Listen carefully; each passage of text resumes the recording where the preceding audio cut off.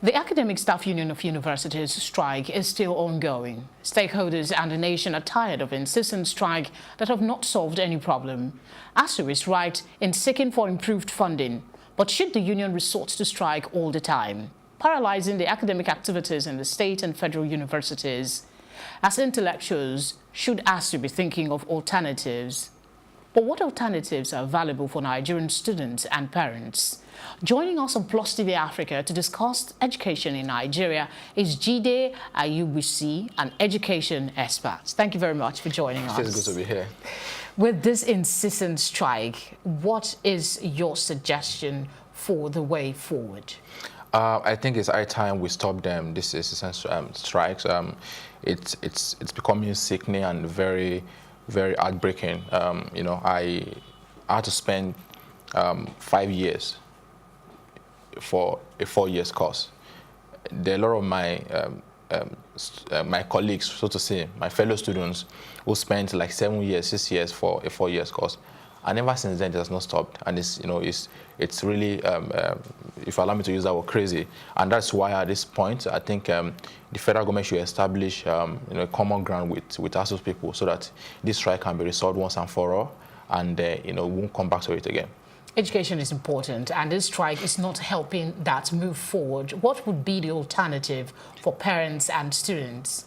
Yeah, I think it's high time we realize that the purpose of education is not just for knowledge retention, it's to teach the learner how to learn. And if that is the case, then learning can take place anywhere. So we are talking about the world where people can learn whatever they want to learn, wherever they are at any point in time. So technology is actually revolutionizing how education should be delivered, and now people should acquire knowledge. And that is what I think parents should leverage on as we speak. And this is really affordable. We're talking about personalized learning, where students can learn at their own pace, wherever they are at any point in time. So parents should explore these opportunities, these alternatives, and try to leverage on them rather than waiting for their kids to go to four walls of classrooms before they can learn anything. Private institutions are generally very expensive. With the economic realities, do you think there are affordable quality education for parents who are not very financially buoyant? The truth is, education is not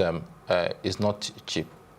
Quality education is expensive anywhere in the world. Go to the States, go to the UK, education is very expensive. So I think we need to realize that fact, that education is expensive, and parents need to plan ahead for the education of their kids. So it's not just that when my child wants to start school, that's when I start saving, or that's when I start planning for his education or education. That does not make any sense at all. So when we realize that education is expensive, then we plan towards that. So it's difficult to actually.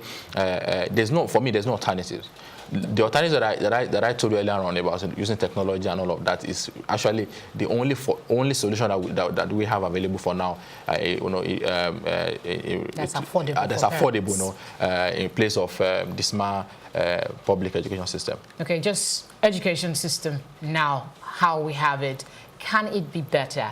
And what would you suggest? Yeah, it can actually be better. It was not like this before. I'm sure that your parents will have told you the kind of education that they experienced when they were younger. My parents also told me the same thing. And then, you wonder what has really happened. Why are we in this dismal state in our education system? It's really sickening, like I said earlier on. And if you look at it critically, you discover that funding is a problem.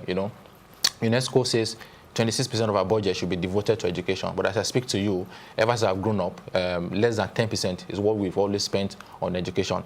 And even I'm not even sure if that 10% we're talking about is actually spent. So funding is key. Funding is key if you want to move to the next level. And then it's high time everybody come to realize that education is everybody's business. So we should not leave it for government alone. The organized private sector also need to come assist. So Generally, that everybody should have a stake in improving our education system. Definitely. Thank you very much, Jide, for coming. Thank you for your time.